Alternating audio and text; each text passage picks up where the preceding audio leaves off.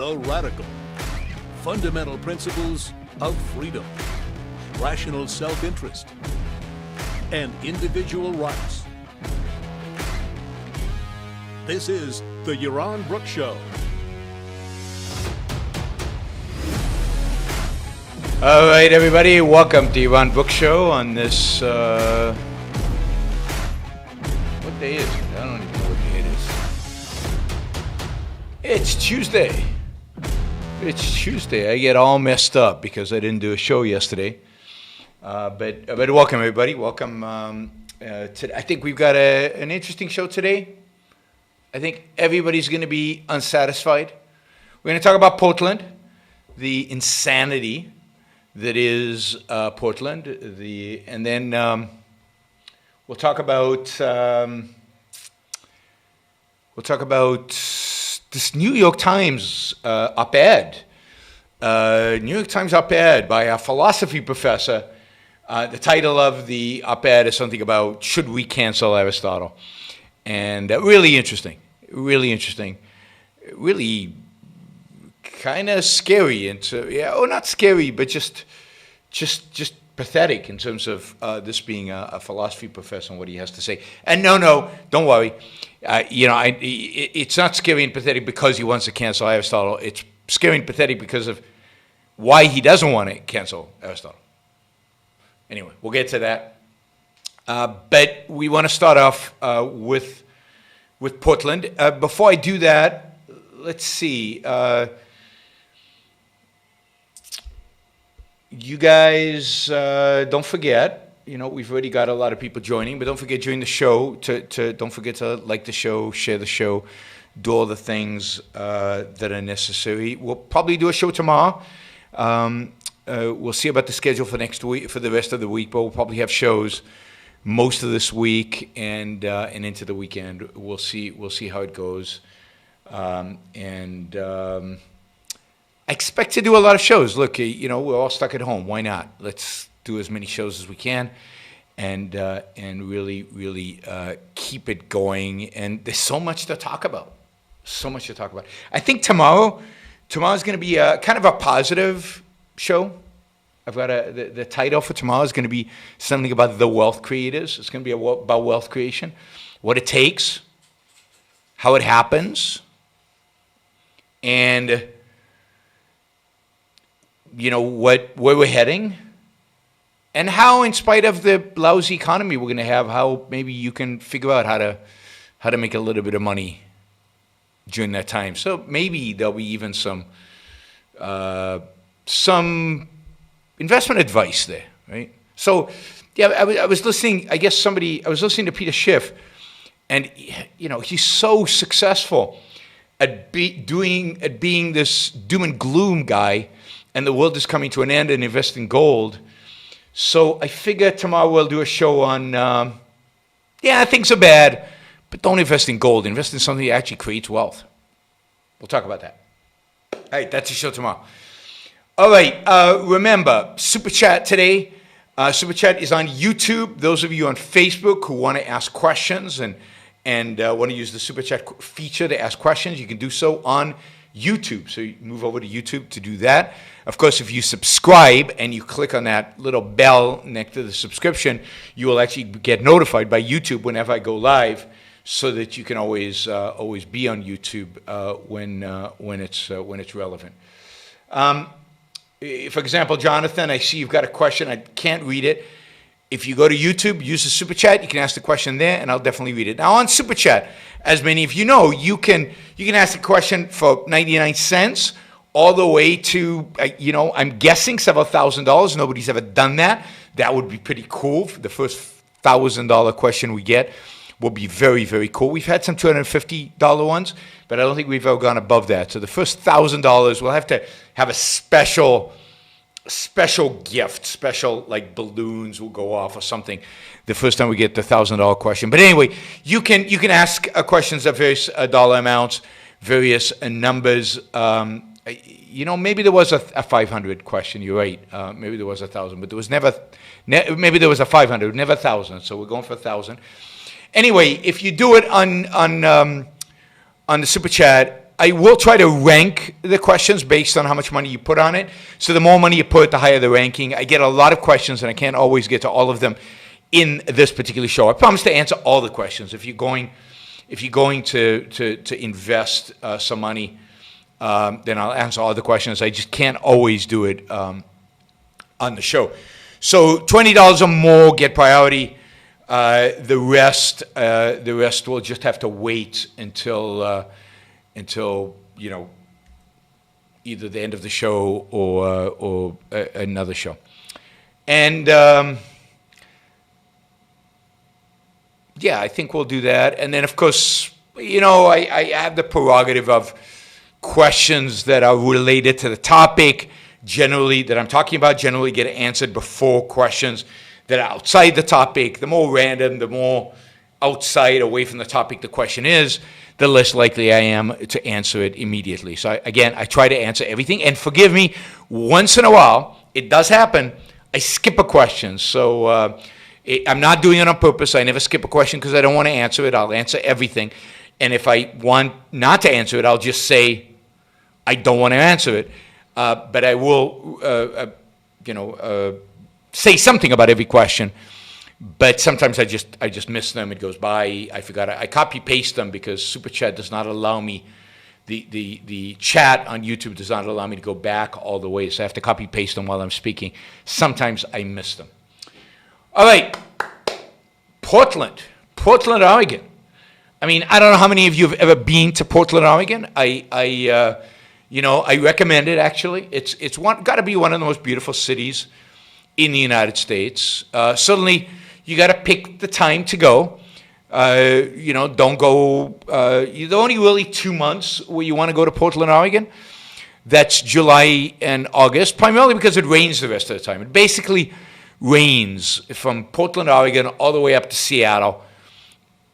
300 days a year or something ridiculous like that? I mean, a huge number of days. I'm exaggerating.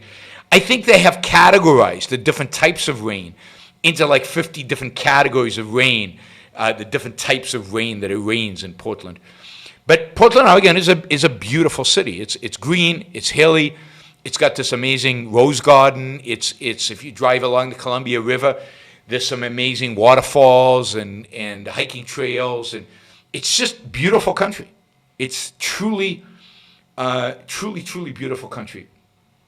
And so I encourage everybody to visit Portland, Oregon at some point and do it in the non-rainy season, which tends to be July and August, or it tends to be the summer months when it's not raining. Unfortunately, Portland is in the news these days, not because of its beauty and not because even of the wackiness of its left-wing population. Some of you might have seen Portlandia, which was a TV show, a comedy that made fun of how leftist people in Portland tend to be.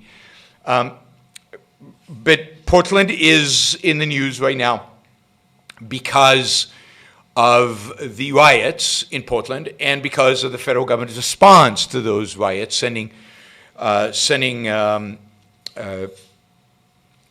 enforcement agents from a variety of different federal agencies to Portland, and then these stories about unmarked vans and people being put into vans and disappearing, and claims that Portland is now, and the federal government is now behaving like like authoritarian regimes all over the world. Comparisons maybe even to China, where people disappear and so on. So I want to take on the whole gamut of events, the riots in Portland, what's going on, what I think about the riots, what I think about the demonstrations, and this, I guess, applies to more than just Portland. I have in the past argued against sending in federal troops into these circumstances, so we'll talk about what I think about these agents, these federal agents going in, and then how they behave and what they behave. Now, and what my evaluation of that is. But let me first say that one of the things that is so interesting about this, or not interesting, one of the things that's most upsetting about all this, and of course, one of the things that is not surprising about this, is that it's almost impossible to find objective information about what's actually going on. It's truly stunning. The difference between different commentators, even on the ground, different people on the ground commenting on this. Never mind the kind of Washington Post, mainstream media versus Fox versus what the federal government is saying and what local authorities in Portland are saying and what everybody in between is saying. It's almost impossible to actually stitch together the story. What is actually happening over there, because it is so biased, it is so distorted, it is so perverted. So you can kind of get a timeline of events, but it's really hard to tell who the players are, how big the riots are, how big the demonstrations are. It depends on who you talk to. To what extent is Antifa playing a role? To what extent is it not? It actually is. It turns out that in Portland, it's primarily the youth movement that's involved in Antifa that is playing the primary role in this. But Antifa is definitely there. But it's hard.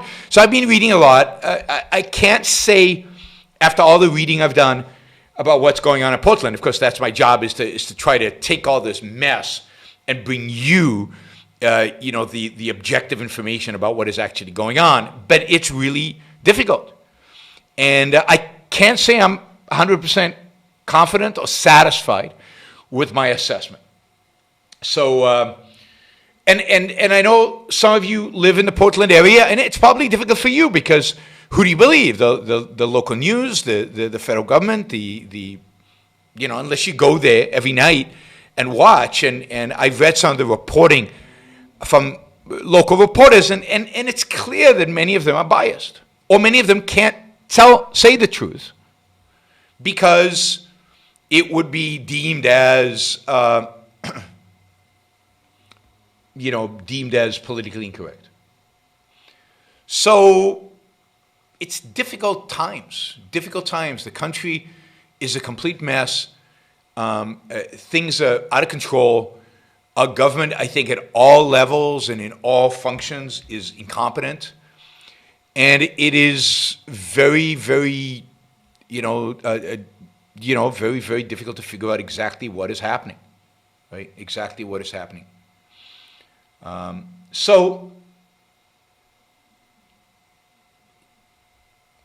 getting all these super chat questions. So let's start by giving a little bit of history about riots, particularly Antifa-related riots in Portland. And again, I don't have dates and times and stuff like that. I haven't put a real timeline together. But over the last few years, so going back a long time, Portland has always been kind of a demonstration city. It's always been a hub of political activism. It's been quite left-wing, I believe, for a very long time. And it's a good question of why is it so left-wing? I don't know.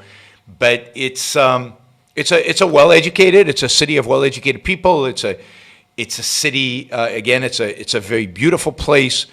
And like Seattle and like many cities around the country, many of the cities around the country, it has become more and more and more left over time. So Seattle's always had this culture of demonstration. It had a lengthy kind of, Occupy Wall Street. You remember Occupy Wall Street? Seems so tame in comparison to what's going on today. We had Occupy Wall Street in 2009, and there was a long time where there was a tent city in Portland with Occupy Wall Street. But a few years ago, it became basically a area where kind of right-wing racists, white supremacists of various sorts, right-wing nuts, or the wacky right, as I like to call it. It became an area of confrontation between the wacky right and the wacky left, or Antifa representing the wacky left in this case, the anarchist right, the anarchist left, you could call them. And it became a place in which people, almost on a regular basis, there would be fights between these two groups. And a lot of it started with the right, kind of the racist right, putting on demonstrations or getting licenses to do demonstrations in the park near downtown Portland, and then people would come to demonstrate against them, large numbers of people, and then within the large numbers of people who were demonstrating, Antifa would always play a role, and then, while the demonstrations were peaceful for a while, at some point it became completely nutty and crazy and violent and so on. Somebody's asking if it's the Proud Boys. Yes, but I don't know much about the Proud Boys, but almost always the Proud Boys, when they do demonstrations like this, they're always accompanied by the racists, the white supremacists, the alt-right types that, whether they use the Proud Boys as cover or whether the Proud Boys are part of them, hard for me to tell. But clearly, the Proud Boys are not innocent here, and clearly they ally themselves way too often with racists of the right, and use the opportunity to make hay. So, Portland, if you remember, a few years ago, a couple of guys were stabbed to death on a tram in Portland when a racist guy started harassing two girls. I think they might have been Muslim, and these guys stepped in to try to stand up for these girls, and they were knifed and killed. And then there was a demonstration because of that. After this guy was caught, and that turned into riots, and that turned into fights, and then there was a period there where I was reading. It was almost every weekend there was this big fight in Portland between some right-wing group and some Antifa-inspired group. If you go back to, I think this started in November 2016, right after the election, when there were demonstrations in the street, anti-Trump demonstrations in the street, and where again a group of Antifa, a group of anarchists, shattered windows, sprayed graffiti, went crazy, turned a demonstration into a riot, and kept repeating that pattern, right? Repeating that pattern. It's interesting. There's a Washington Post, because it's an opportunity for us to talk about a little bit about bias. But there's a Washington Post article called "How Portland Became an Easy Target for Federal Agents Trying to Quash an Uprising." There's so much wrong with that title. I don't think the federal agents are trying to quash an uprising. If they're trying to quash an uprising, they're pretty pathetic at it. And I'm not sure what's going on in Seattle is an uprising. So the whole title is messed up. But it does give a bit of a history, but the history is so biased in the way it is written, right? So when they refer to the Antifa types, it's usually referred to as a small group of anarchists. When they refer to the far right groups, they always refer to them as neo-Nazis or white supremacists. And then they say the neo-Nazis and white supremacists held an anti-Antifa rally, and they put anti-Antifa in quotes, right, as if Antifa doesn't really exist. But for 2 years, police have been fighting these groups, and the blame, according to Washington Post, all falls on these right-wing groups. Now, maybe it does, but it's just the way they treat the two groups is just funny, just in the way the language they use. It's so obvious where their allegiance is. And it always, by the way, mentions that the far-right groups don't live in Portland. No, they all come from out of town. The Antifa guys, they all live in Portland. The left is all local, is all native. But the far right, they come from outside. It's like they're trying to protect Portland is just a far left city. There's no nutty, the right doesn't belong here.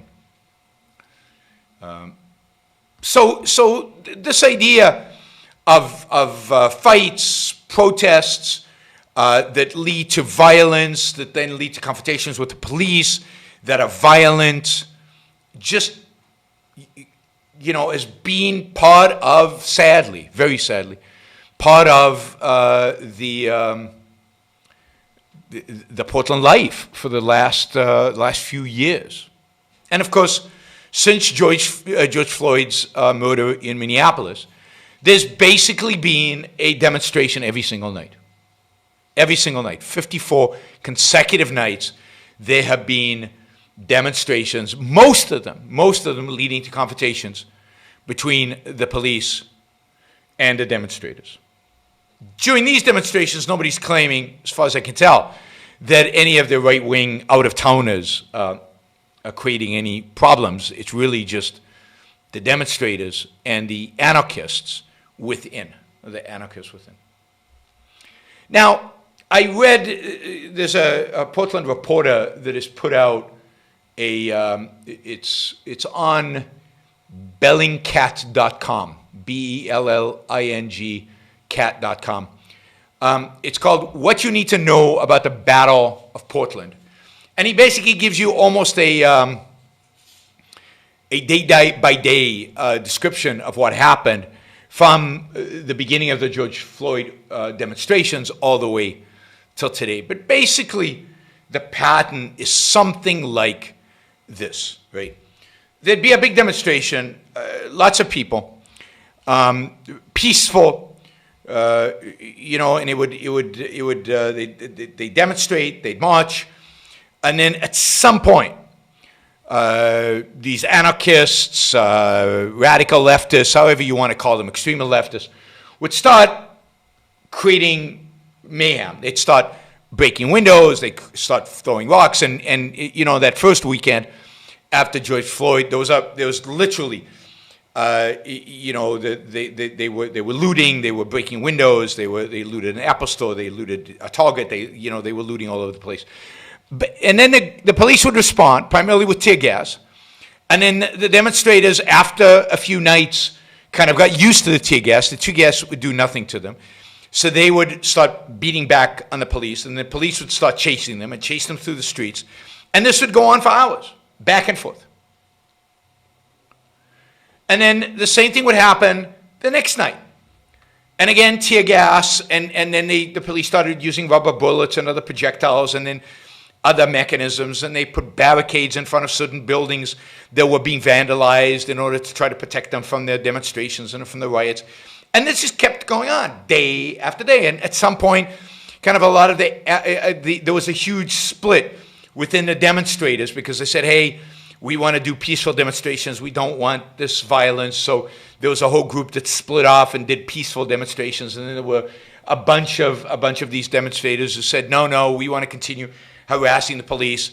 And so there are two groups within Portland demonstrating, one that it becomes more violent pretty quickly, and the other one that tries to avoid the violence and tries to stay away. And this just keeps going on day after day. And the police are combating it. They're using tear gas. They're going after them. They're beating them up. They're putting people in jail. They're letting them out. And it goes, but it doesn't stop. It just goes on and on and on and on. And it's just insanity.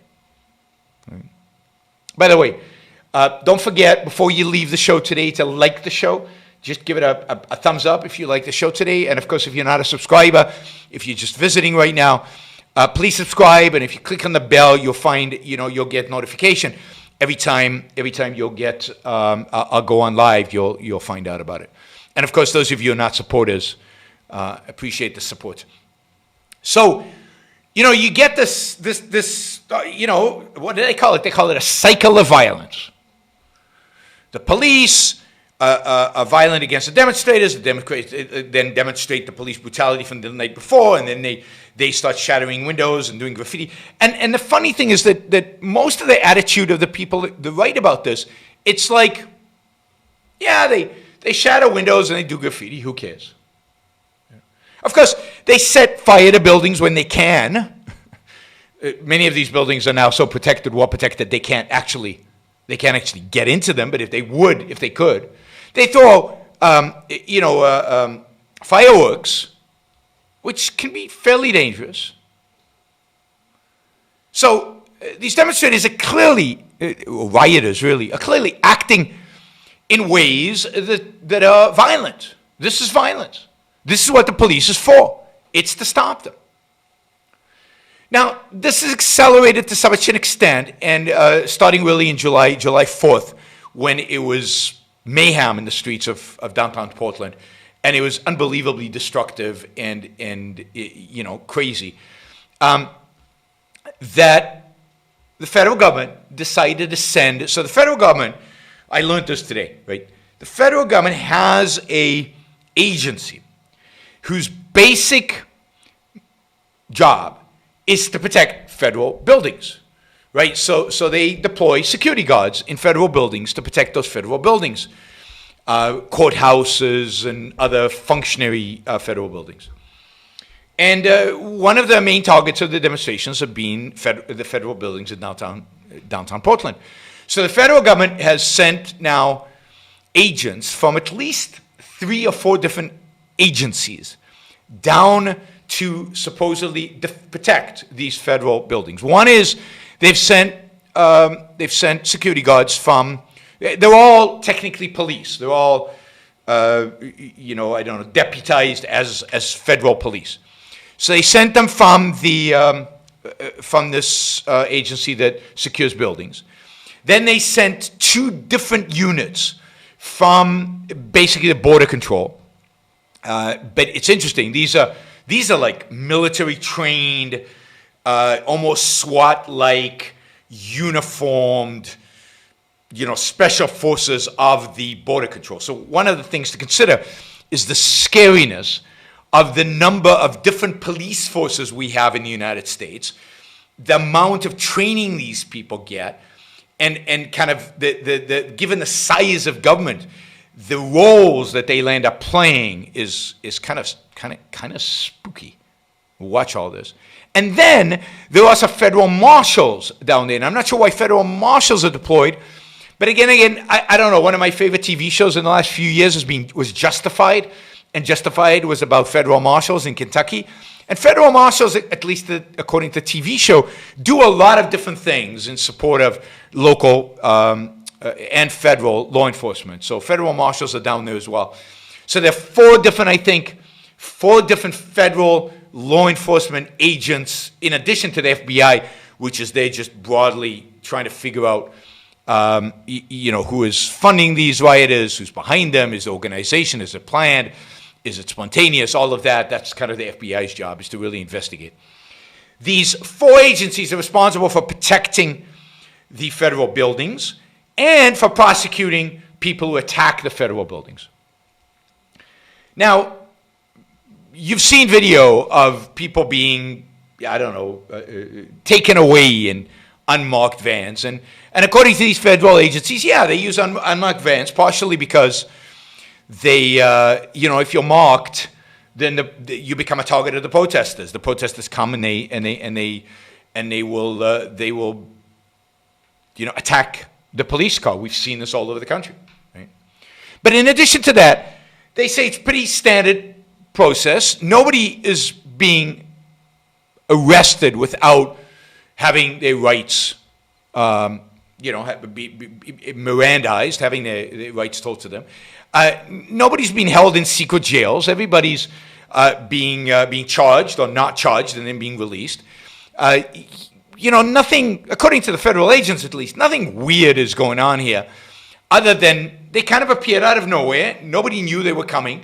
Nobody knew what they were doing. Nobody knew their role. The federal government didn't bother to tell us any of this. So when people started capturing this on film, it looked really, really weird and really, really scary. A lot of these people are asked to come into the vans for questioning. And the way they choose the people is they say, they explained this in a press conference today, is they're constantly monitoring the riots. They identify certain people within the riots. Then when those people leave the large groups, because the federal agents don't want to go into the large groups and engage in hand-to-hand combat, basically, when these people leave the groups, that's when they are arrested or questioned or brought to wherever to be questioned about their activities. There are about 40 people that I think are being charged. I think, according to what they say, and again, it's hard to tell. It's hard to get any facts, and it's hard to tell who to believe. There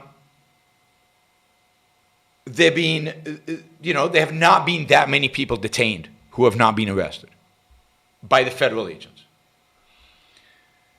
And of course, at the same time, this is inflamed the riots and brought more people, maybe people who typically wouldn't riot, out into the streets to demonstrate. So now you have this mothers or whatever who are protecting the rioters. And it's just a circus. It is mayhem. It is a complete unmitigated disaster. And I think to draw out of this a few things, because the bottom line is what's going on in Portland is insane. What's going on in Portland is the breakdown of the rule of law. What's going on in Portland is a failure of local and federal officials to deal with the situation, a complete failure of policing. And of course, it's an emboldenment, and has been for months, maybe years, of the worst elements on the left, the Antifa types, who think this is a game because they never seem to suffer the consequences of the game that they are playing. And at the same time, the federal government is absolutely incompetent. You send agents into the field in a situation like this without announcing it, without letting people know, without making clear what the mandate is and what their role is. Is this troops into the streets? Is this really Trump using the Insurrection Act to send special forces into the streets to break this out? No, it turns out it isn't. This is just the Department of Homeland Security defending federal buildings. Well, do we know what their jurisdiction is when they do that? Well, yes, it turns out there's a whole legal code to determine all of this. Right.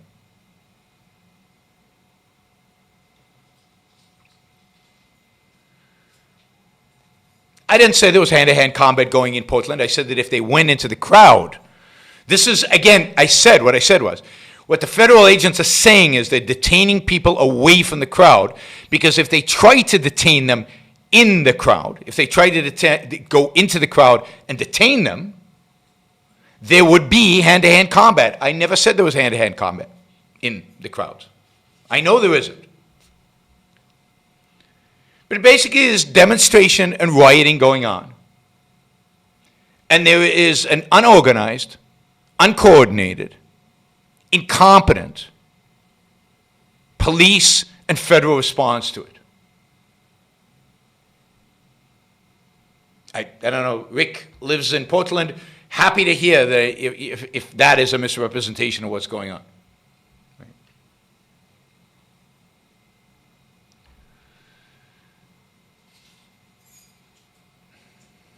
Now, this is a failure of local police, this is a failure of local politicians, and this is a failure of the Trump administration at all levels to deal with the situation. I'd say it's more than that. This is a failure to deal with the whole culture of demonstration. And this is going to be very controversial, what I'm going to say. I don't think there's a right to demonstrate. You can't have a right to go into the streets and block traffic and block the ability of human beings to engage in their day-to-day activity. That is a violation of their rights.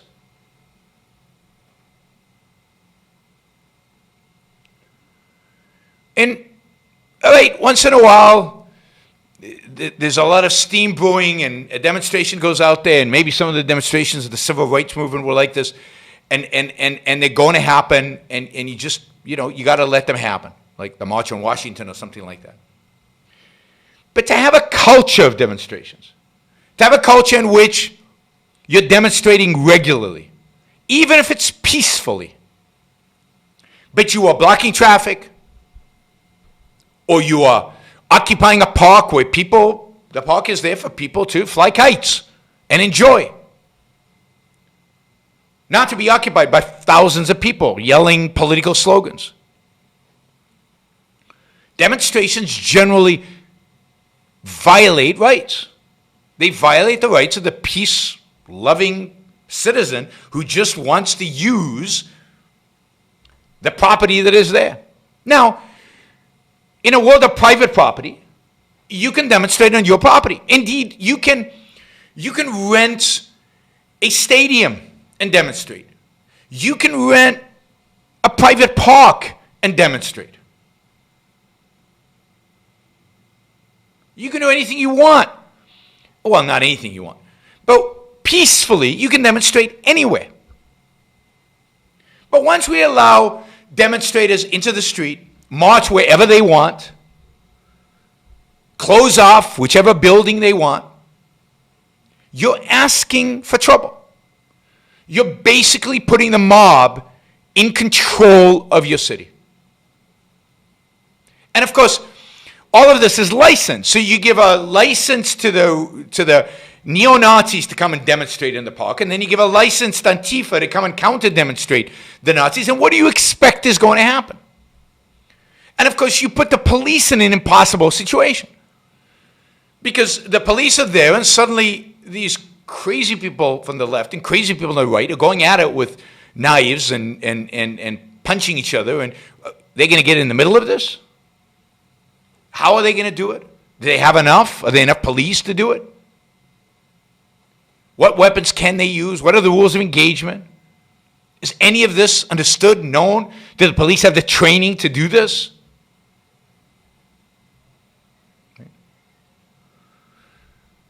Now, if you're demonstrating a civil disobedience, like the demonstrators in Hong Kong, who were clearly in civil disobedience, they didn't ask permission, because you're demonstrating for freedom. Yeah. And I'm very sympathetic to the demonstrations of the civil rights movements, who are basically demonstrating for freedom.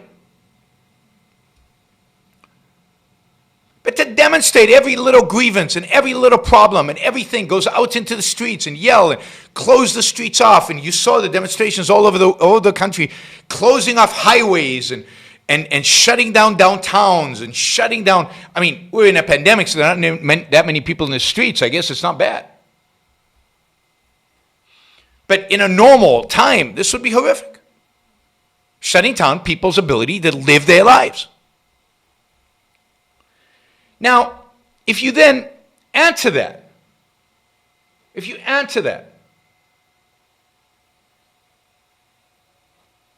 that you then have violent demonstrators who feel completely, no problem in spray painting and breaking windows and throwing things at police. I don't know if you saw the pictures from Chicago where the police were standing around a sculpture of a statue of Columbus, of Christopher Columbus. And they're just pummeled with bottles and fireworks and anything that these rioters could get their hands on was being thrown at these police. They don't have riot gear. They don't have protective gear. They're just and they just stand there. And partially it's because they're outnumbered. This complete civil breakdown. They're outnumbered. And ultimately they left, and the demonstrators came by and tried to knock down the statue, and they couldn't. And then the police got reinforcement and chased them away. And but it's the whole thing. The whole thing is just mayhem.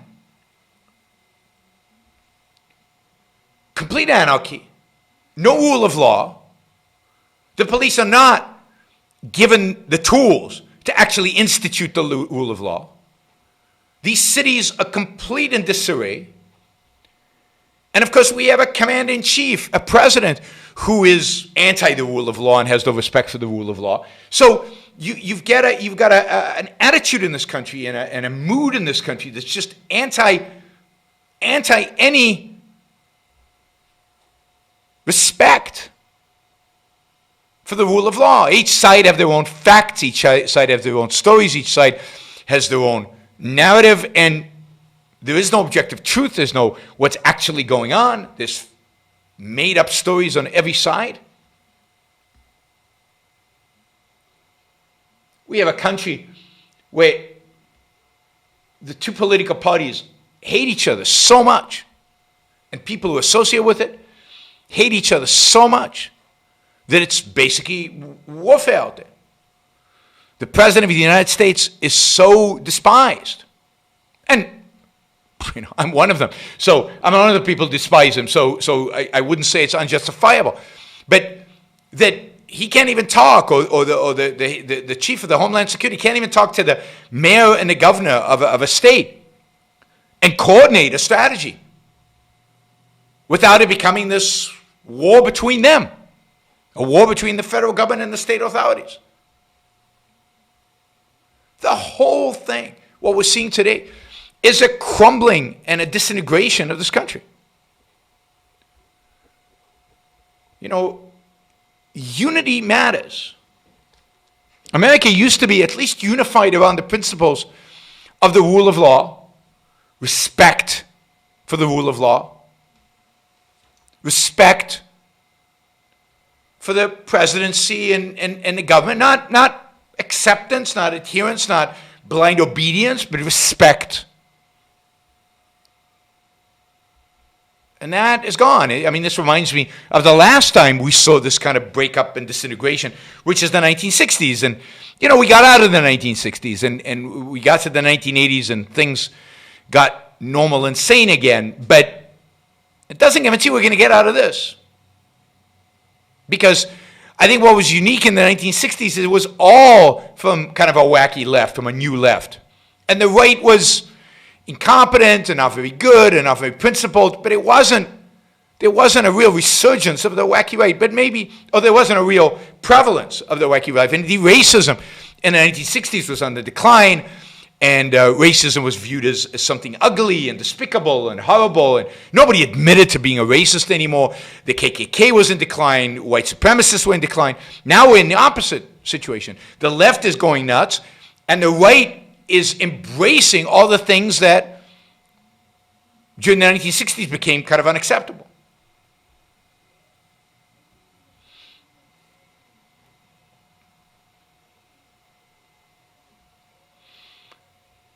So it's a time when, you know, he says, Rick says Portland doesn't want to end up like Hong Kong, which is why they have been protesting for the last 52 years. I mean, that is absurd.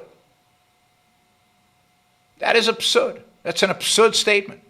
There's nothing, it is indeed the rioters that are acting more like the Chinese than anybody else.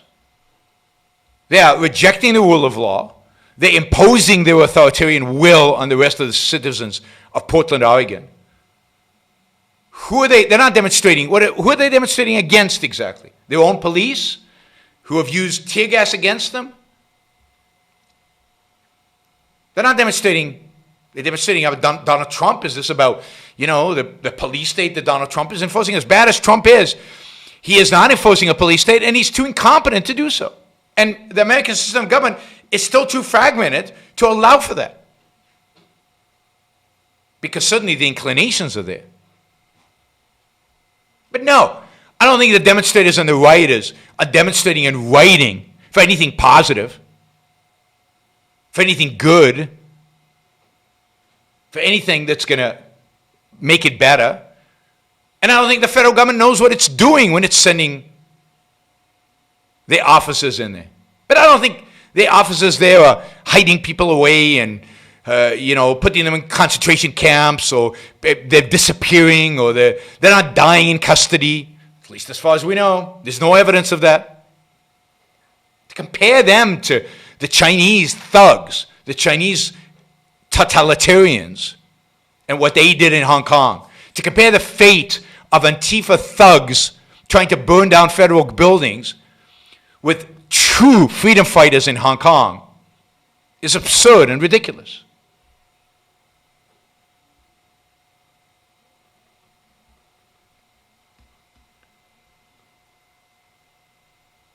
The challenge here is they're no good guys. The demonstrators and the Antifa thugs are not good guys. And these federal agents are not good guys. They're protecting a building. They're not bringing order. They're not bringing peace. They're not resolving anything. And nobody's resolving anything. The mayor and the governor are not doing anything. The Portland police go from, being super active and being incredibly violent to disappearing and letting these thugs rampage. I've seen video where they're trying to break into a police precinct and the police do nothing, basically. They're, barricaded in, too afraid to leave.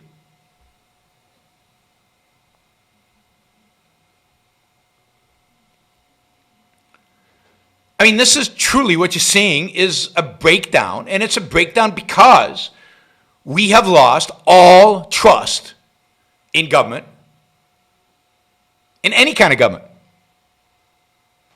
And I think that's the big part because of the incompetency and the just sheer, I don't know what the word is, of the Trump administration.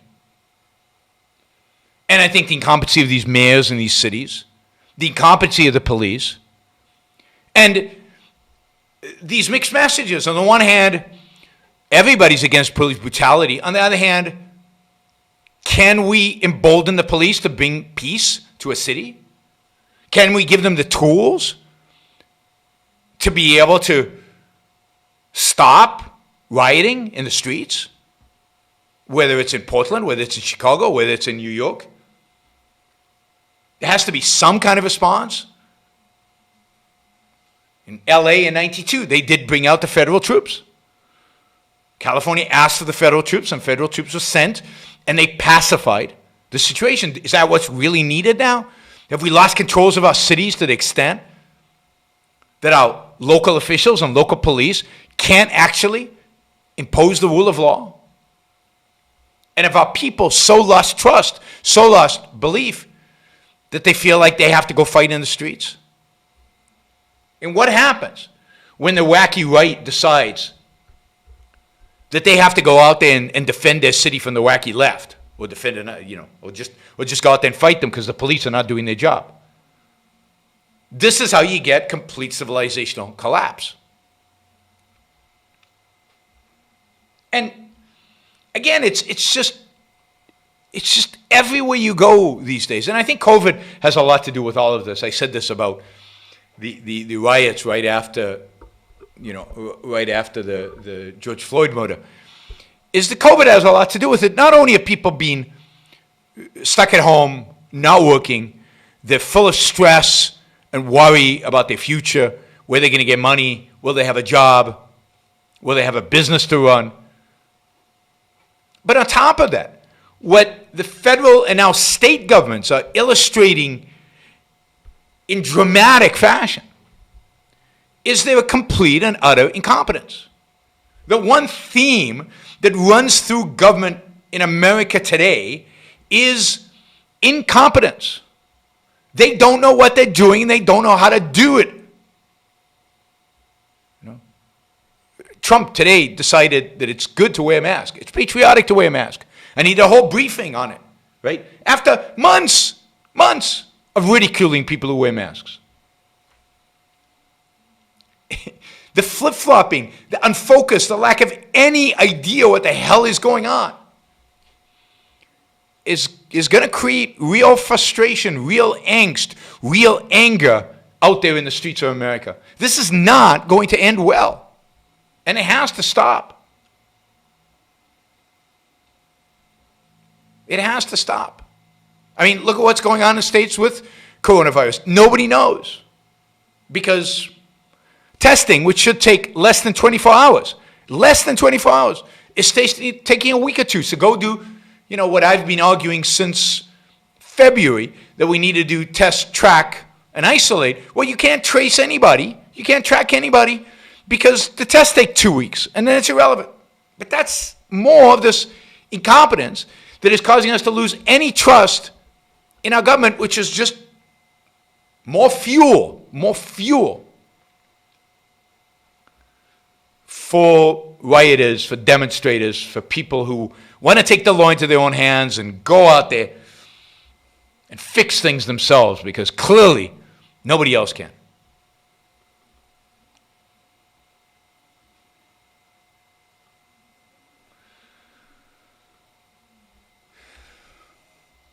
It's crazy. So, Epper asked, do you think the police response would be the same if it was the right doing the same thing? Yeah, I mean, look at Charlottesville. Right was doing the same thing. And the police response was pathetic. Now, or even in Portland, Oregon, in the past, when the right was out there. Yeah, I think the police are the police. I don't think the police have a political agenda. I think the politicians do. But I don't think the police have a political agenda. I think the police are just partially incompetent, partially afraid of the consequence of being too tough, and partially guided by what the politicians tell them. And of course, in Portland, they have now been banned from using things like, what do you call it, tear gas, unless it's extraordinary conditions. So this has gone to court. There are lawsuits. The way they've treated reporters, supposedly the police have treated reporters really, really badly in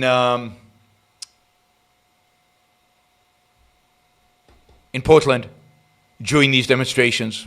So the media is suing, a number of reporters personally are suing the police. So there's a lot going on, and the police are afraid. Yeah, there was no looting in Charlottesville, but there was people with clubs, baseball bats, marching, which, by the way, should never be allowed. You can't march with a weapon. You want to demonstrate? I mean, I'm not for demonstration, but you cannot demonstrate with a weapon. That is insurrection. That is asking for violence, and any demonstration where people are brandishing weapons of any kind should be broken up immediately. Right wing or left wing. Look at the demonstration in Michigan when they occupied the State House. Did the police go nuts? They didn't. And there they had the citizen demonstrating had weapons, which I think is despicable. If you're going to brandish a weapon to a demonstration, you're not demonstrating. You're announcing a civil war. You're announcing a civil war. A weapon in that context is an explicit threat. So, open carry in a demonstration should not be legal. You should be able to open carry in states that allow open carry. If you're walking down the street, fine. But if you're in a demonstration with a bunch of other people, open carry, that should constitute a threat, and that demonstration should be deemed illegal, and you should tell people to disperse. Now, it might be illegal to open carry in a demonstration today. I'm not arguing about today. I'm arguing about what it should be. And if you want this country to get back on a path of civility, back on a path of rationality, back on a path of away from insanity,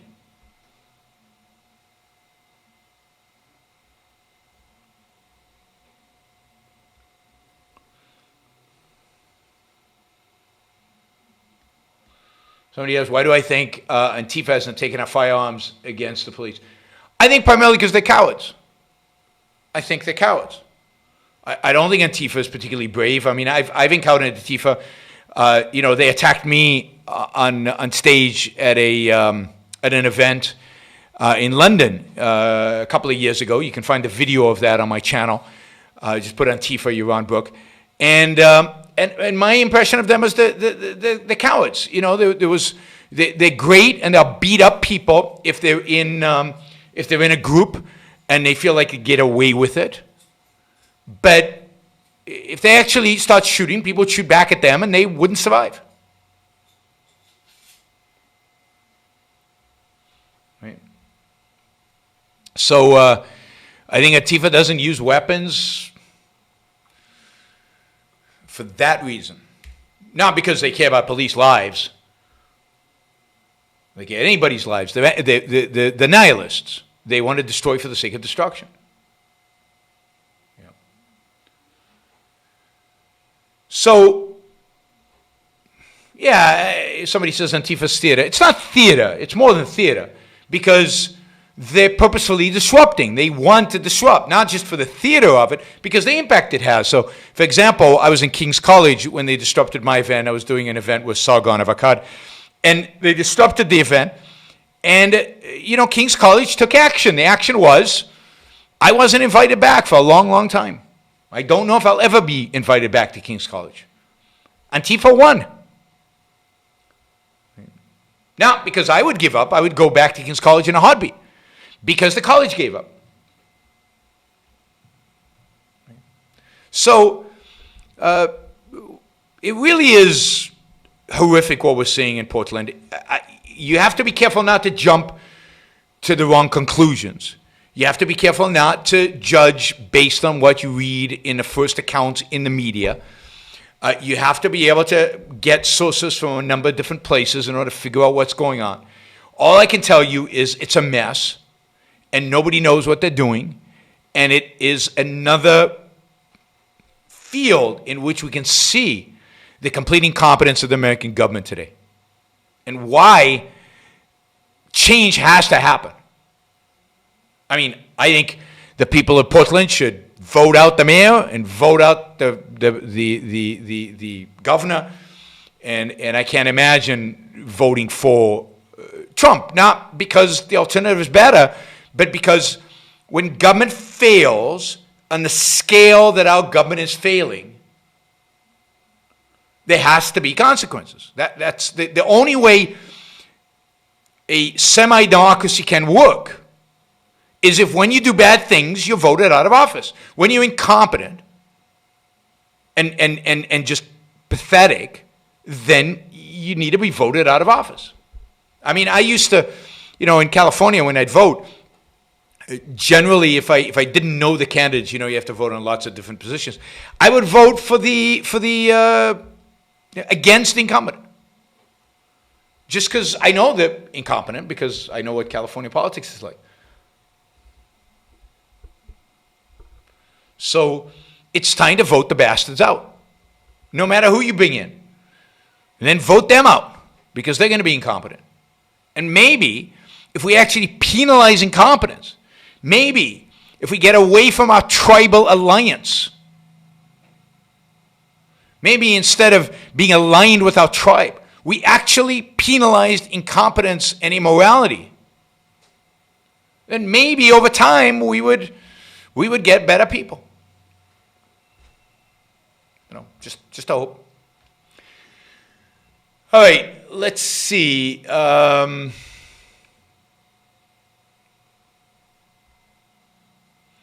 Let me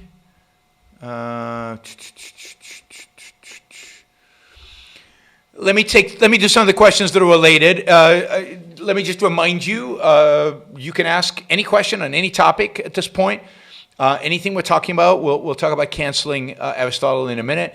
But any Super Chat question you would like, the Super Chat open priority will be given to the higher dollar amounts being placed. In that context, let me just take this quick question. He writes, I've been a fan of Atlas Shrugged for a long time and have recently found Ayn Rand's philosophy thanks to you. Do Dave Rubin and others give you hope that the left can embrace objectivism? I mean, Dave Rubin gives me hope, and not that the left can embrace objectivism, because Dave Rubin has not embraced objectivism. I don't know if Dave Rubin would say he's an objectivist, but I am willing to say for Dave Rubin that he's not an objectivist. Dave finds certain parts of objectivism attractive and interesting. He's inspired and influenced by certain parts of objectivism, and all of that is good, but he also rejects parts of objectivism, whether it's complete laissez-faire capitalism, whether it's the complete commitment to reason and a rejection of mysticism and God and all the supernatural, whether it's the idea that value and meaning and purpose in life comes from you. It's not to be found out there, So Dave is influenced by both objectivism and Jordan Peterson. He's got this mishmash of the two, plus I'm sure other influences. Now, I love Dave, and Dave has been great for me and I think for the cause, but again, he's not an objectivist. All right, do you think the police? Yes, I've answered that question already. So, if it was the right doing what Antifa is doing right now, I think the police response would be very similar. The challenge with the right doing it is that the right wouldn't have as big of a crowd. The right wouldn't have as big of a crowd supporting and as big of a crowd rioting. So partially what gives Antifa cover is some of these demonstrations, they're 1,000 or 10,000 people. And Antifa can take cover within those people. And many of those people will protect the the Antifa people. So you've got numbers on the left that you don't have on the right, at least not yet. Can a city, not necessarily Portland, be considered a work of art? No. I mean, it can have aesthetic qualities, but a work of art is something, the purpose of a work of art is contemplation. It's not to live in, right? Again, a city can have aesthetic elements, qualities, but it cannot be a work of art. Even architecture, I don't think, is a work of art. Architecture is the closest functional, utilitarian thing that could be considered art. And even there, it's kind of in a kind of gray area. But certainly a city cannot be. All right. I don't get why people say far right. The KKK and BLM, from my viewpoint, seem to both on the left and Democrats. Neither likes capitalism. Yeah, because you are sticking to an old view of left and right. And even in olden times, it wasn't really held as left and right. That left is statism and right is capitalism.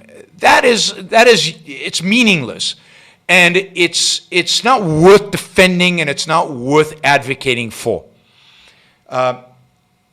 Left is socialist, egalitarian statism, collectivism.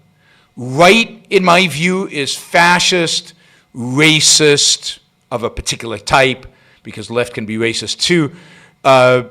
Statism of just, that encompasses different attitudes. But both left and right are complete and utter collectivists and at the extreme nihilists. I don't think freedom is on the left-right axis anymore. I think it's meaningless to talk about a right that is pro-capitalism. Nobody knows what you're talking about. People think right is neo-Nazis. People think right is racist. People think left is communism and socialism and Antifa. It's meaningless. The whole thing is meaningless. And what, am I going to fight for the concept of right? Because why is it important? It's unimportant. The only meaningful spectrum there is statism versus capitalism. And statism then branches out into a socialist line and a fascist line. Or it's individualism versus collectivism. And the collectivist branches out into tribalism, racism, socialism, communism, nihilism. But there are all kinds of branches of collectivism, only one individualism. But that's the spectrum. There is no right or left. In my world, right and left are both the same in fundamental terms. There's no fundamental difference between the two. Right? And there's no point in starting to say, no, Trump is really on the left, or even when he's on the right. Or there's no point in saying, I don't know, the neo-Nazis on the left. Yeah, there's a sense in which that's true. But it's silly. The neo-Nazis are collectivists, so are the socialist collectivists. And we're individualists, and what differentiates us from them is not some random right or left category. It's that we're individualists, and they're collectivists. There is nothing inherent about right and left to represent any particular point of view. Right and left categories came out of the Parliament post French Revolution, where one political party sat on the right and one political party sat on the left, and it kind of stuck. But it wasn't ever associated with any specific, fundamental, consistent ideas. It was much more about where they happen to sit in the chamber. Right. So I strongly recommend forgetting about right or left. And I know there are other objectivists out there who like to use the right-left spectrum. I do not. I think it's confusing. I think it's bad communication. I think it's bad. It's a bad way to communicate with people who don't know where you're coming from. It just confuses them. It's really, really important that we engage in conceptual clarity. So I use left and right, the whole spectrum, to talk about collectivists. The collectivists of the left, collectivists of the right, collectivists of the center. The center collectivists are the weakest collectivists of all of them. But they're all collectivists. And then you have to draw a line from that center out in a different dimension to describe where the individualists, capitalists lie. There's no other choice. Otherwise, you're giving in to their terminology, which is unhelpful, completely unhelpful. So I don't think KKK and BLM are the same. It's a category confusion. Yes, they're the same anti-capitalist, right? But they're not Democrats. KKK today are not Democrats. They're Republicans today. BLM are Democrats. I don't know if that matters that much because I think Republicans and Democrats are both collectivists. But KKK is not Democrats, not today. Maybe it was 50 years ago. And there is a difference. They have different agendas, different storylines, and they believe in a different worldview, right, in terms of the outcome. And the one, therefore, is on the right and the one is on the left. Both are collectivists, but they're on the two different types of evil collectivism. Why a KKK? Is Duke, what's his name? Somebody Duke, is he not a Republican? Of course KKK vote Republican. I'm not saying the Republican Party is KKK. There are no Republicans in the KKK. BS. David Duke is a Republican and in the KKK, or was in the KKK. I mean, really. I mean, the tribe is so, you have to preserve the title of Republican. There are all kinds of weirdos in the Republican Party, you know, including racists, including members of the KKK. But, you know, it's my tribe. You can't offend my tribe. There's nobody in my tribe who's in the KKK. Maybe your tribe, not my tribe. Did I get your email about debating Anthony Brian Logan? I don't know who Anthony Brian Logan is, and I have no way of debating anybody. If you want me to debate somebody, then get a forum. You know, I charge money for debates. I don't do them for free. And get a forum where we can debate, a university, a campus, or online or something. Offer me and Anthony money. I'll look Anthony up, figure out if I want to debate him, and I'll do it. But I'm not going to, I mean, it's not like me going and organizing a debate with somebody. Money talks. You know, you want me to debate, pay me. And even then, you could pay me $1 million, and there's certain people I won't debate. I won't debate, as I said, Noam Chomsky, even if you paid me $1 million. So, but you know, I'm not going to, you want me to come and give a talk? You want me to debate? So don't just say, why aren't you on Joe Rogan's show? Well, I don't know. Ask Joe Rogan. He decides who's on his show. Why don't you debate X? Because nobody's invited me to debate him. Somebody has to organize it. Somebody has to put it together. Somebody has to contact him and contact me and put it all together. It's pretty funny. All right. Nobody I know pays attention to our town government. They are woke. One councilwoman belongs to CARE, and she oversees the police. We're close to Seattle, and my neighbors think the police would not protect us from a mob. Probably true. They probably wouldn't protect you from a mob. Yeah, I mean, I think government has become so involved, so part of our lives, so engaged, so everywhere. And yet we can't keep track of what it's doing, why it's doing it, how it's doing, what it's doing. That we're going to get screwed by it. Right? So the bigger government is, the more intrusive government is, the more involved government is, the more engaged government is, the more trouble we're going to have. In the spirit of tomorrow's show, would you be able to get Burton Folsom on the show? I might. That's a good idea. Let me ask Burton if he would come on my show. I've had email exchanges with Burton. I love Burton Folsom. He's one of my favorite intellectual, certainly favorite historian, one of my favorite historians. So that would be great if I could get him on. Okay. Why is Portland, Seattle, Minnesota such a hotbed of hard left anarchists and neo-Nazis? They're more radical than Berkeley, which gets back to the 60s. Well, I think it's every city, right? I mean, you've got them in New York, you've got them in Chicago, but you've particularly got them in the more, I'd say more middle class, wealthier, professional, well-educated. That's Portland, Seattle, Minnesota. the more well-educated they are in the ideas of, John, thank you, really appreciate it. The more educated they are in the ideas of, of the universities, of postmodernism, of the crazy culture we live in, the more educated they are in those ideas, the more committed they are to those ideas, the more, they tend to be middle class. Antifa doesn't come out of ignorant working class. They tend to live and work and go to school in sophisticated places. And that's Portland, Seattle, Minnesota. If you go to these places and you look at the kids who are out rioting, many of them come from very good families. It's ideas. Ideas and a certain corrupting influence that hard to tell exactly where it comes from, but it's there. And where the authorities have given up. And if you give up on a place, then you're handing it into the thugs, and the thugs know it. They sense your weakness. Both are collectivist. I'm not sure who's the both. Who are we talking about? Oh, left and right, Republicans and Democrats. Both are collectivists. So how can objectivists impact culture? They will both advocate for social programs and social construct. KKK vote Democrat. KKK doesn't vote Democrat. Stop it. Where do you get this garbage from? Do some research. KKK used to vote Democrat, like 50 years ago. The KKK vote overwhelmingly Republican.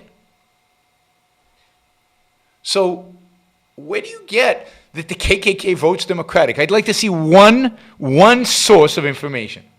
No, I'm curious now, because I would have never thought of people telling me that KKK votes Democratic, because you see, the real devil, the evil in the world, is the Democratic Party. And therefore, all evil institutions out there have to be associated with the Democratic Party. And that's where this KKK votes Democratic comes from. But since the 1960s, the KKK is much more affiliated with the Republican Party than the Democratic Party. The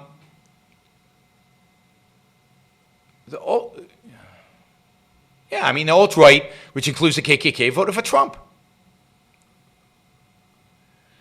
Let's see, what did I...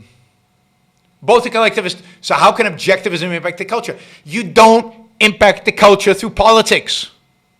Let me say it again. You don't impact the culture by voting or through politics.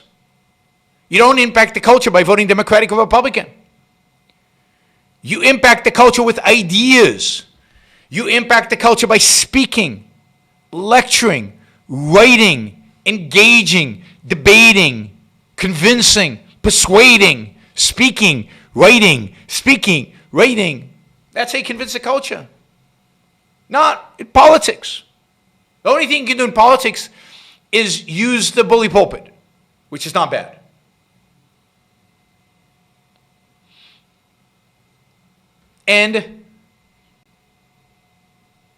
But there's nothing to be gained in politics.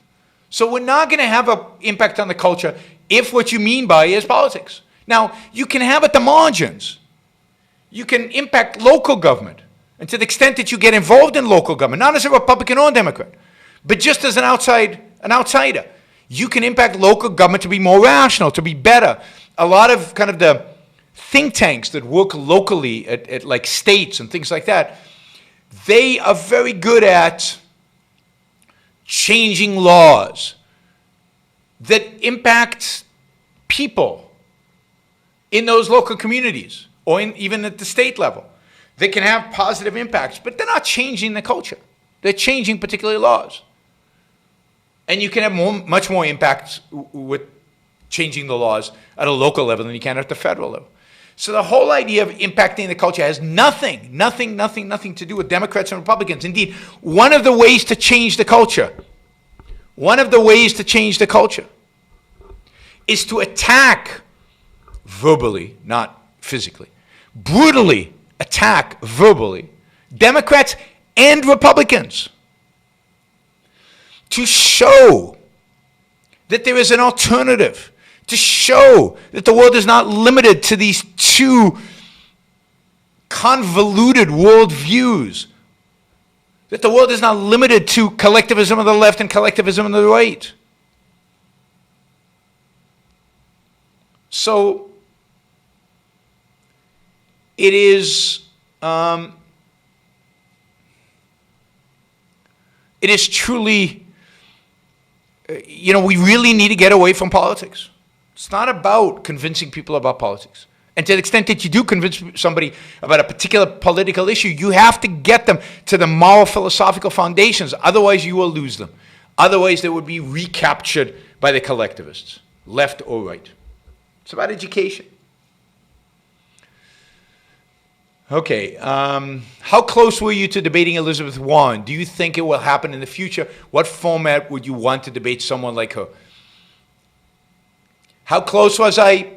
I never believed it would happen, but the people organizing the debates thought it would, and Elizabeth Warren's people told them that she would debate me. And then she got this huge bump in the polls, and she didn't need to debate me, so she dropped out. But I never thought it would happen. I always thought she would find a way to get out of it. Do I think it will ever happen? No. There's no motivation for her to debate somebody like me. Zero motivation. She gains nothing by it. And when that debate was going to happen with Elizabeth Warren, there was supposed to be 4 of them, actually. And, there was a group, Steamboat Institute, that organized these debates, that approached Elizabeth Warren, that approached me, that organized, that had venues, that had university crowds.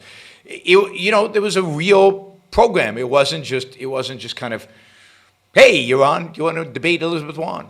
Sure. What format would you want to debate someone? I don't care about the format. Formats don't matter. Remember, I've said this about debates in the past, but maybe it's worth repeating because I don't think everybody heard it me. I don't debate in order to convince the person I'm debating. I don't really care about the person I'm debating. The only reason to have a person to debate is that it's hard to debate yourself. No, but the only reason to debate somebody is so that other people will watch. People like watching debates, particularly if you get a big name like Elizabeth Warren.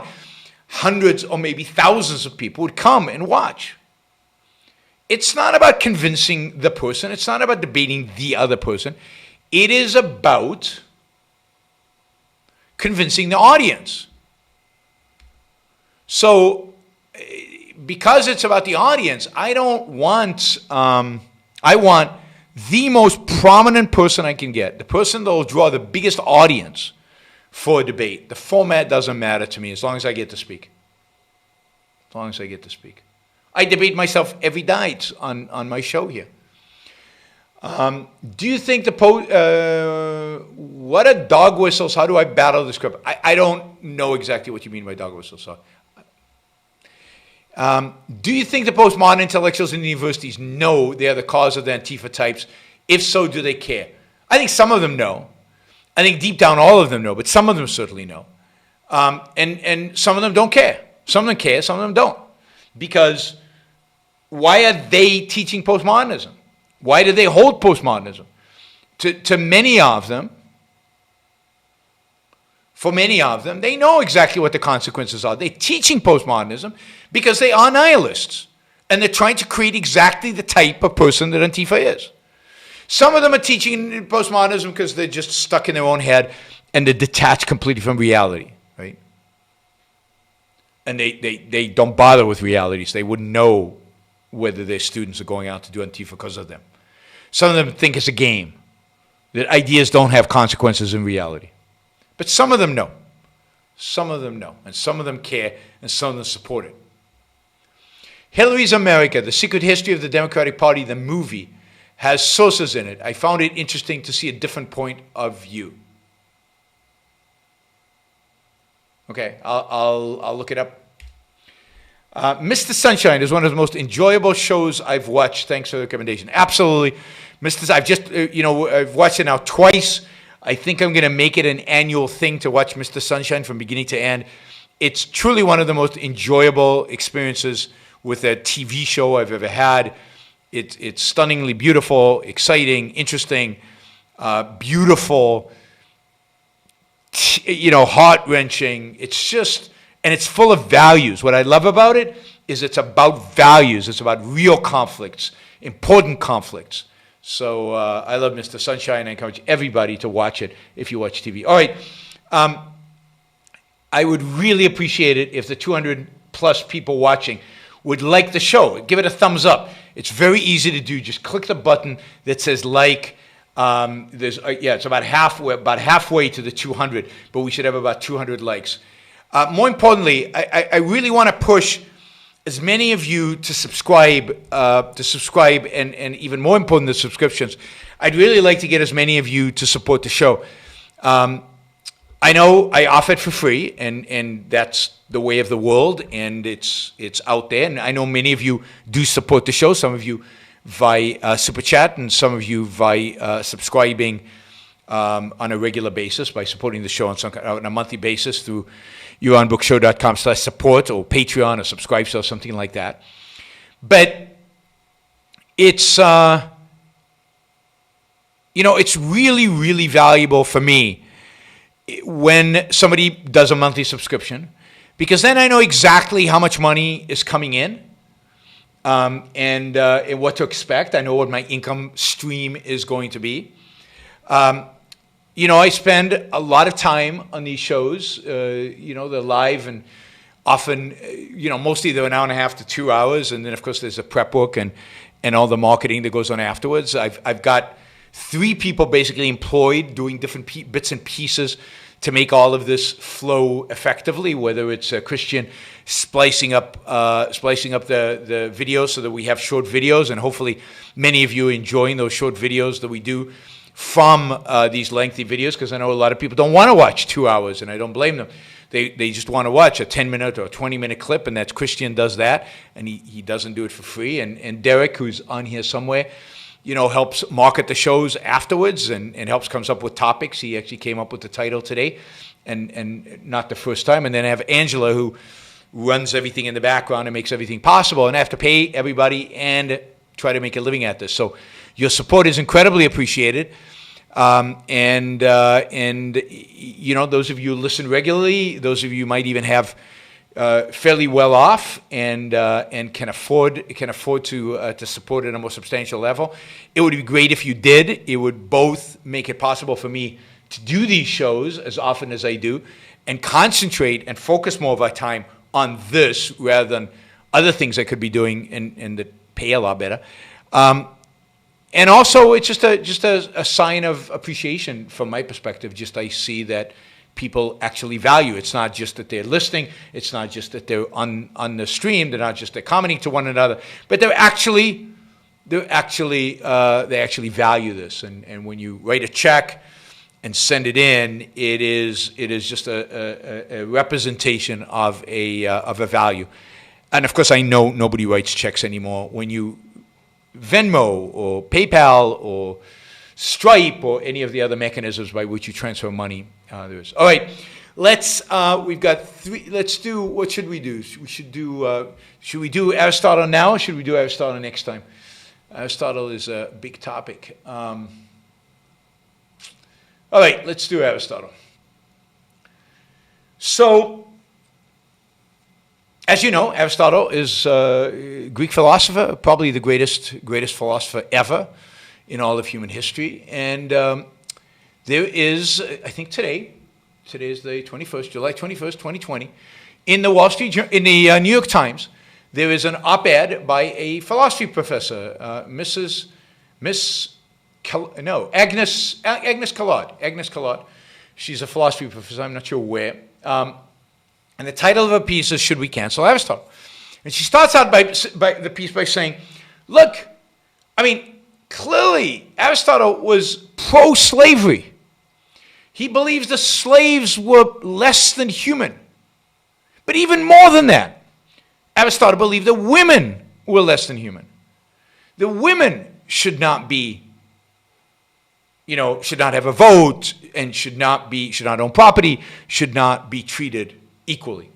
He did not believe in any kind of equality before the law, equality of rights. And he believed that people, he was racist and he was sexist. And I don't even know if slave for Aristotle meant a race. I doubt it. So I doubt that it was an issue of race. I think it was more an issue of stature, of status. He even believed that workers, people who worked with their hands, were not the equal of everybody else, right? Oh, Greg says Agnes is at the University of Chicago, right? So, wow, that's a good school. And therefore, she says, you would think, that we would want to cancel Aristotle. And she says it's not just Aristotle. She mentions that Kant and Hume were racist, made racist comments. Not that they were racist, made racist comments. And Frege, who I don't know, made anti-Semitic ones. And Wittgenstein was racingly upfront about his sexism, right? And those are the examples that she gives. And she says, should this be a basis for canceling them? And her focus is primarily on Aristotle. And, I'm reading this and I'm thinking, well, she's going to say yes. She's kind of leading us to the idea that we should be canceling Aristotle. And whoa, this is going to be horrific, right? But she doesn't. To her credit, she doesn't. And so she says, actually, no, I don't think they should be canceled. And in particular, she says, I don't think Aristotle should be canceled.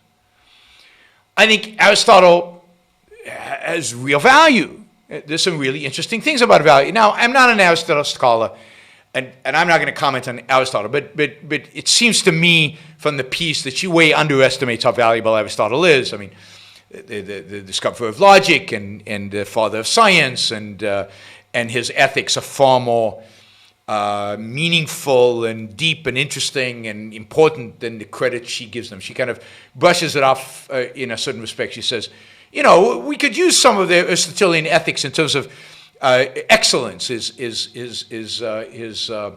veneration of excellence.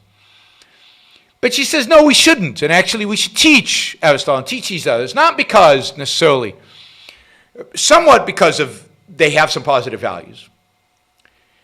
But more importantly, she says, we shouldn't judge them. And this is, I'm interpreting what she's saying, because at some point, and I have to admit, at some point, in my view, she turns to philosopher speak, which makes it difficult for me to follow. So we might have to have Greg on to explain exactly what she's saying. But my sense is she's arguing for tolerance. And she doesn't really argue very well for tolerance, but she argues for tolerance on the one hand. And on the other hand, she argues for taking context into account, which I think is a good argument. She says, in a sense, she's saying, again, she doesn't say it clearly, so I'm not sure this is her argument. But in a sense, she's saying, you've got to take the context of their life. You got to take the context of the time from which they're coming. She describes aliens coming to Earth. And she says, if aliens showed up and said, we believe blacks are inferior to whites, then I would disagree with them, but I wouldn't cancel them in a sense. I would listen to them. I would because they come from a different context. They come from something else. They don't know what we've lived. They don't have an experience. I want to know what they have to say, and I debate it. Right?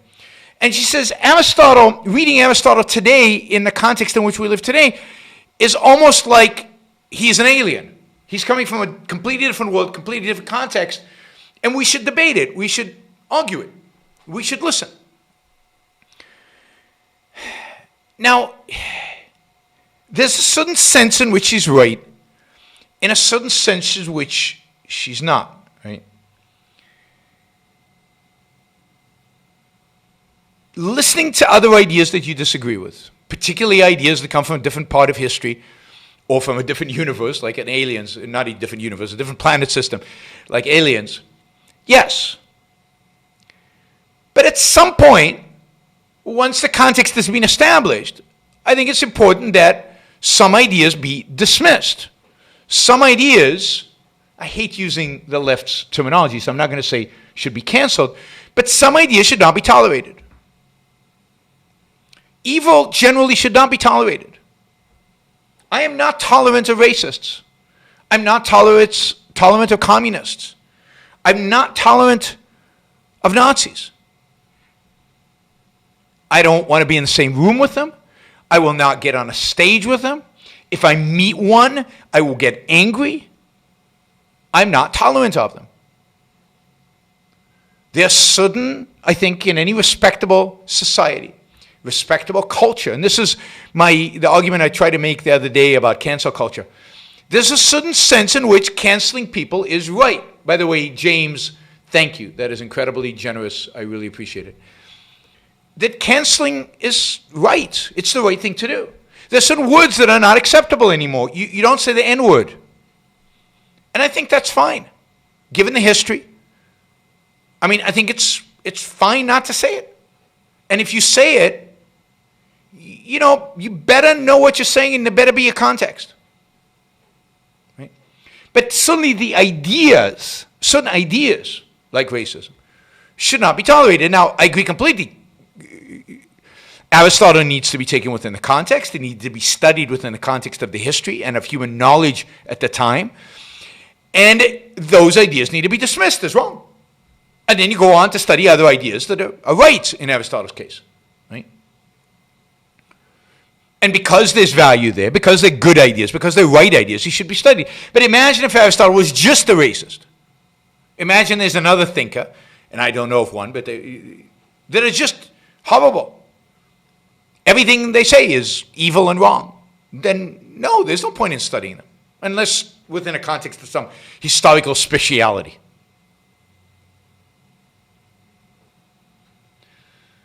So, there is such a thing as intolerant as not tolerating certain ideas, not tolerating certain people. And certain ideas, particularly in the world we live in today, mean immorality. They represent immorality. Certain ideas like, if you're a communist, you're an evil bastard. You're a bad person. Because there's no way you can ignore the evidence. There's no way you can ignore the evidence of what the communists did. And the same thing about a Nazi. If you're a Nazi today, you're an evil person. The ideas reflect on your own morality, accepting certain ideas.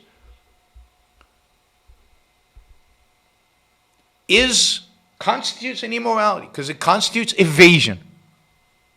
Now again, you can say, okay, he's 16 years old, he hasn't studied anything, he doesn't know anything. Fine. At a certain young age, you can give people a pass, but at some point, no more. I think I've told the story of the communist. I've told the story at least once. I'm sitting at I'm sitting in the studio, in the green room of the John Stossel show at Fox a few years ago. And, I'm surrounded by a bunch of, libertarian intellectuals typically. The kind of people who show up on John Stossel. Somebody says I sound like a self-righteous Marxist. I'm self-righteous. I don't see nuance, complexity, or context in racism, Nazism, or communism. I mean, I see some nuance in religion, but certainly not in racism, communism, Nazism. There's no nuance. You're evil if you hold those ideas. And I'm self-righteous. I'm a self-righteous objectivist. I do not tolerate evil.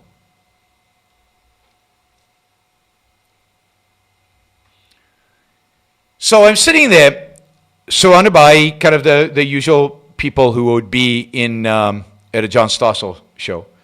And a guy walks in and somebody says, oh, he's a communist. And everybody's like chatting with him. How's it going? How you doing? Everybody's treating him nicely and as if they're all pals. And it turns out, I think I was debating him on the Stossel show without even knowing it. But I came right after him. I can't even remember. But anyway, everybody's treating him like he's a normal guy. And I'm like, really? He's a communist? I said, yeah. He comes from a long line of, Jewish kind of leftists, New York left commies. And he's a communist. He considers himself a communist. And I just got so angry. And I just started laying into this guy. And everybody else, nobody would take him on. Everybody was like polite and nice and friendly and everything. And I was like, you're not friendly with a communist. You can't do that. You can't just shake a communist hand and pretend everything's fine. He holds an anti-life, genocidal ideology. And I said to the guys, if somebody walked in and said, I'm a Nazi, would you treat him like a normal human being? And they all said, well, of course not. And why do you treat communists like normal human beings? They're not.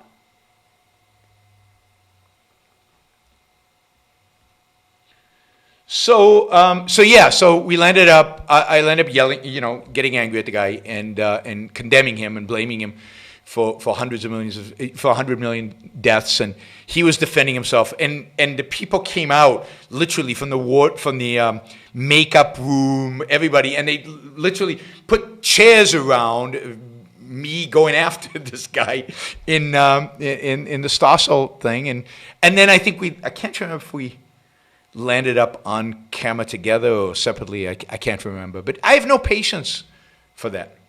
And yes, I'm intolerant. And I'm, what did he call me? He called me something Marxist. Anyway, so I'm self-righteous. I don't know why self-righteous Marxist. And then he says, I sound like I'm religious. Well, am I religious or am I Marxist? Decide. You want to have me being, I'm just self-righteous. It doesn't have to be religious and it doesn't have to be Marxist. I actually believe in that there is a truth out there. There's right or wrong, there's good and evil, and one has to take a stand. And if you don't take a stand on the side of good, then you're taking a stand by default on the side of evil. So, you're either going to fight, or by default, you're helping the bad guys win. So take sides, guys. Just take sides. You can't be on the sidelines. You can't, certain things require nuance. And I think I provide a lot of nuance in the show. I get attacked from both sides because I provide so much nuance in the show. But some things there's no nuance about. There is just fact and truth. All right, let me see. This is a quick question. Have you seen 000? No, I haven't. How do we advocate for free drug use in our country and understand it destroys other countries around the world? I don't advocate for free drug use in our country. I advocate it any more than I advocate for, free, what would be an example? People going crazy, people, I don't have an example. I don't advocate for free drug use. I advocate for drugs not being illegal. I advocate for stopping violating people's rights by allowing people to sell and consume drugs. I don't want free drug use. I want zero drug use. I think drugs are horrible. So I don't advocate for drug use at all. I just advocate for having the legal system stop violating our rights by criminalizing drug use. And then, of course, the thing that destroys other countries more than anything else is the war on drugs. The war on drugs is what destroys the lives of tens of thousands of people every year all over the world. So the way to fight for it is to fight for individual rights and to fight for less violence in our streets. Less violence in our streets. To fight for, for having a, for not having jails packed with millions of people who just sold or victimless crimes that are guilty of victimless crimes. I think that's what we fight for. We've destroyed people's lives, destroys hundreds of thousands, if not millions of people's lives by criminalize something that is not a crime, that does not violate other people's rights. I mean, maybe they would have had miserable lives anyway. But the police and our legal system are literally destroying the lives of hundreds of thousands of people. Not to mention the thousands of people in America who die and the tens of thousands all over the world who die because of the war on drugs. So I think those are kind of things we need to bring out. Thanks for challenging me to think. I know my values and take them seriously. Thanks to your work, the reward is self-esteem. Keep fighting. Thank you. I mean, notes like that are what this is all about for me. It's why I do what I do. I'm a teacher at heart. Somebody asked me doing this seminar thing, and part of the assignment was to determine your calling. And I don't like the idea of calling. I don't like that term. But the idea is purpose. What's kind of your purpose in life? And to a large extent, my purpose in life is to help people discover life-altering values and help them live those lives based on those values. So discover the values and then help them apply them. So hearing that it's actually working, that you're discovering the values and that you're applying them, partially because of my work, makes my day. Search Lilium Opera Music. I'll search for it. I don't know it. I recommend the book The Cave and the Light, Plato versus Aristotle and the Struggle for the Soul of Western Civilization by Arthur Herman. I recommend the book too. I loved the book. I thought it was excellent. It even has a little section a paragraph or two on Ayn Rand, which are quite good. So yes, I think it's an excellent book. And I tried to contact Arthur Herman years and years and years ago and never got a response. He was at the... But anyway, the book is excellent, and I recommend it.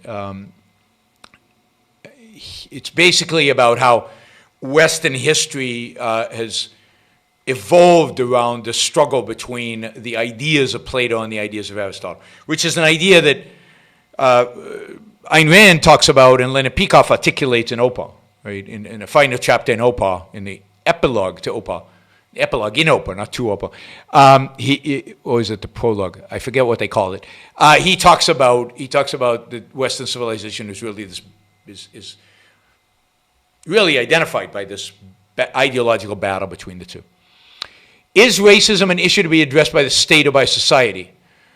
Well, it needs to be addressed by society. It needs to be addressed by the intellectuals, by people in polite society. Imagine if we lived in a world where we shunned racists. We just shunned them. If somebody on this chat came out and said, I'm a racist, which every few shows somebody does, nobody would interact with them. But more than just on the chat, nobody would sell him anything. We would really literally shun them.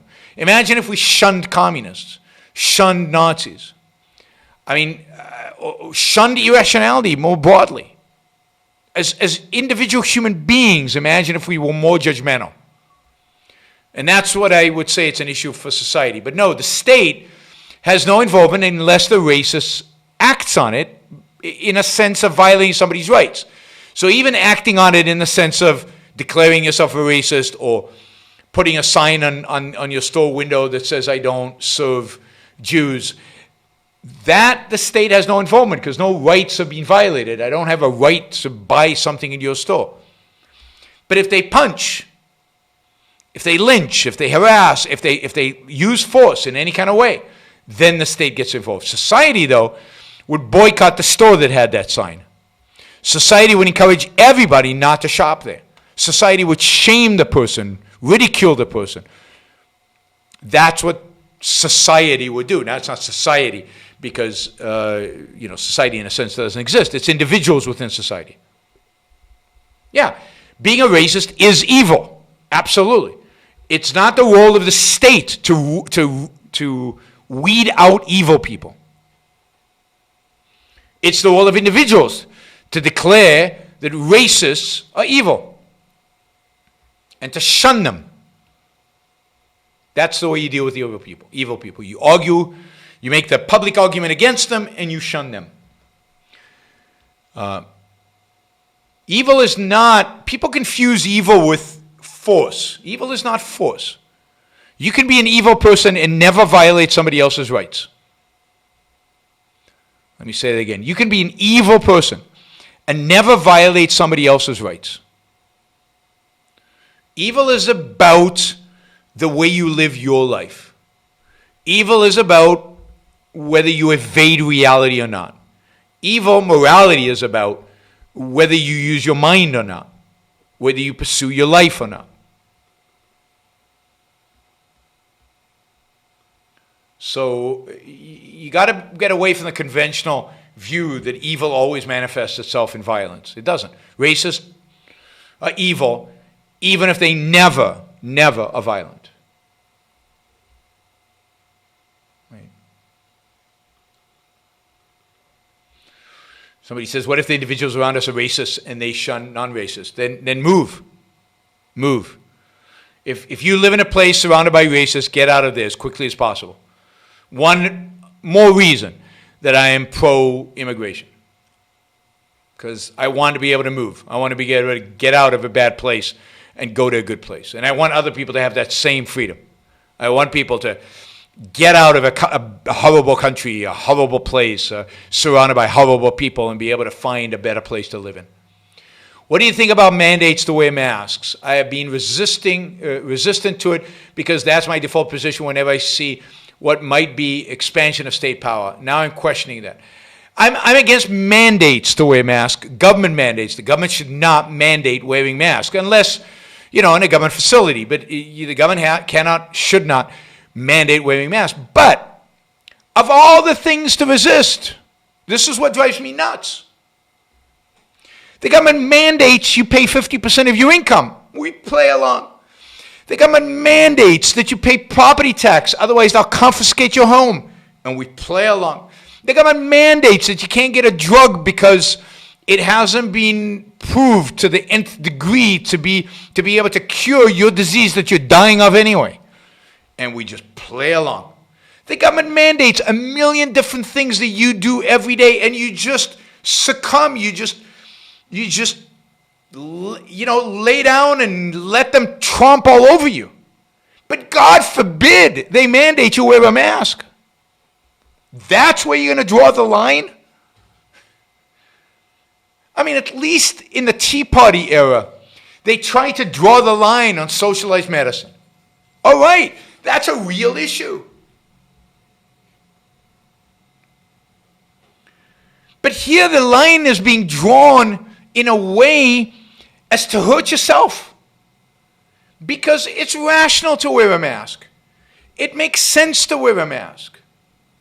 It's like a seatbelt. Now, do I like the fact that the government mandates seatbelts? No. All right, I'm gonna ask that you guys stop sending super chat questions, unless you're willing to have me answer them another day, because I can't do any more today. So, do I like the fact that the government mandates me not wearing a seatbelt? Me wearing a seatbelt? No, I don't like the fact that the government mandates it. But am I not going to wear a seatbelt just to go to the government? No, because it makes sense to wear a seatbelt. And the mask is exactly the same thing. It makes sense to wear a mask, not because Trump told you. God, the one reason I wouldn't wear a mask is because Trump now embraces masks. But because it just makes sense. If you're sick and there's stuff coming out of your mouth that might make somebody else sick, then why would you want to make somebody else sick? If you wear a mask, the stuff in your mouth can't reach them. And if somebody else is not wearing a mask and spewing his viruses all over the place, the mask is not a perfect barrier, but it's a barrier. It reduces the likelihood you will get the virus and reduces the likelihood you'll get a virus in a load, and a viral load that'll make you very sick. So there's just no medical scientific argument not to wear a mask. And finally, if you look at Asia, where the virus has not had a massive impact, then everybody wears masks. And you think that's an accident?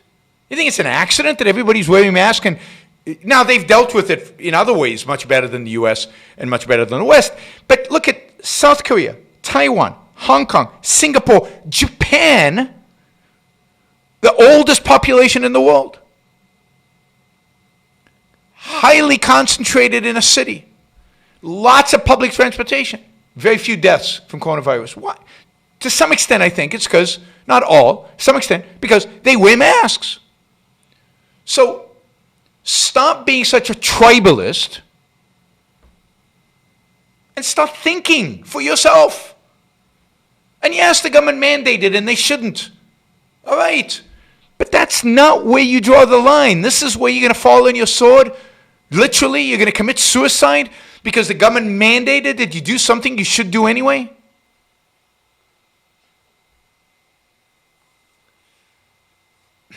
By the way, if you're interested in the whole question of evil, I recommend Leonard Peikoff. Leonard Peikoff's the best on these kind of issues. So Leonard Peikoff has a number of lectures where he discusses this, even degrees of evil, some fantastic discussions, some of his, some brilliant material that I recommend that you all listen to. So generally, you should download the Ayn Rand Institute, the Ayn Rand University app, which has all of Leonard Peikoff's lectures, and that stuff you should be consuming like crazy if you're interested in these ideas. Much more, that's the most important stuff, that and Ayn Rand.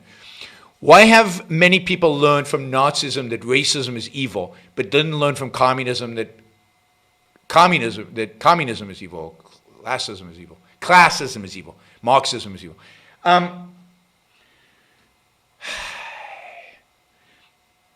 Because I think at the end of the day, egalitarianism, the idea of equality, is much more appealing in Western culture than the idea of superior elites, which is what racism is or aristocracy is. It's one of the things that the West rejected in coming out of the Enlightenment, and then coming out of the Enlightenment is the idea of elites of any kind, of equality. And then if you add the idea of equality, now originally it was equality of political equality which racism attacks. But then if you add to that the idea of altruism and the ideas of Christianity, then I think what you get is a very potent blend in Marxism, which Marxism being refuted over and over and over again, and it has a massive hold in this culture. And it is because economic equality is valued. And that comes from altruism. Somehow, altruism tells us that somehow the people who are wealthy are bad, and the people who need deserve. So dessert goes to the needy. And the way to get dessert to the needy is to redistribute wealth and to penalize those selfish bastards who made the money. So it's because communism fits so nicely into altruism. Altruism and communism just play along really, really nicely. The idea of equality of outcome just is very consistent with Christian altruism. And I think that has dominated, and people have this idea that equality is really, really important. It was a value that the Enlightenment elevated, but then they didn't understand equality of what, and they've embraced equality of everything, or a lot of equality, because it's so consistent with this altruistic premise. That's my interpretation. Yaron, how do Marxists today square the fact that Marx was for free trade, British colonialism in India, and the capitalism delivers the good? They ignore it. They ignore that. I mean, most Marxists today don't, the Marxists in the street don't read Marx. They evade it. They read his students who evaded that fact, particularly the capitalism delivers the goods. What they focus on is on the theory. And the theory's very mystical and utopian and detached from reality. And that's what's good about it, what makes it popular, is the fact that it can ultimately be tested in reality. That's why you constantly get this, it's never been tried, because in a sense, it's true, it's never been tried. But metaphysically, it can never be tried. I mean, all of the steps that that the dialectic brings about, that Hegel and then Marx talk about, it doesn't happen, and it cannot happen, and will not happen. And so, yeah, it's never happened. So you've never had pure Marxism. And they continuously, so it's like religion. God just doesn't show up. He never shows up. And yet we continue to believe in him. We pray to him. He never fulfills our prayers. But we continue to pray for him. And reality doesn't matter to them. It has no impact.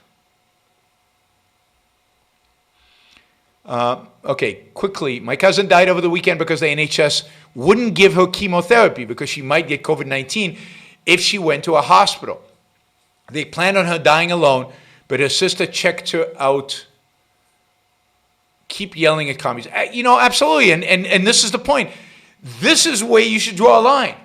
This is where you should get angry. This is where you should demonstrate in the streets. This is where you should be fighting the government. Masks? Seatbelts? Come on. It's not even fighting commies. It's fighting day-to-day Americans who don't know what the government's doing to them and seem to be ignoring the really hard stuff and latching on to the stupid stuff. Have you considered a show about taxes? No, because taxes seems like a pretty simple topic. But maybe you're right. Maybe a show about taxes would be good. I'll think about it. Have you heard of political trichotomy? It posits three mutually exclusive values: equality of outcome, stability, and freedom. It is a much better alternative to left-right dichotomy. No! No, it's not a good thing. The government's job is not, it's not about equality of outcome. Equality of outcome is terrible. No, there's a simple spectrum, a straightforward spectrum. It's not right-left. It's individualism, collectivism. That's it. Individualism, collectivism. Everything else falls in that spectrum. And I want to be an individualist. Or you want to do it a different spectrum, statism, capitalism. Statism, capitalism captures everything. You don't need more. You don't need stability and outcome, and freedom is capitalism. Freedom's the one. That's it. That's all you need. Capitalism, statism, individualism, collectivism. Don't overcomplicate it, all these political theory types, because none of them know what the role of government is. So they think there are all these things the government should do. No, the government is very simple. Either it protects individual rights, individualism, violates individual rights, some form of statism, some degree of how much they violate the rights. That's it. It's not even, yeah. Whew, okay, 2 hours. Thanks, everybody. Don't forget before you leave to click on the like button. And don't forget to share this if you'd like to share it. And if you like the show. And don't forget, of course, to support the show, yaronbrookshow.com/support, Patreon, or Subscribestar. Any one of those is fine. Even locals. You can get me on locals, Dave Rubin's platform. We talked about Aristotle. We did all that. Subscribe, of course. Don't forget to subscribe. But most important is support the show. At the end of the day, that's dollars, signs, speak. All right. Thanks, everybody. I hope you enjoyed the show. I will see you again probably tomorrow. If not, then certainly on Thursday. Bye, everybody.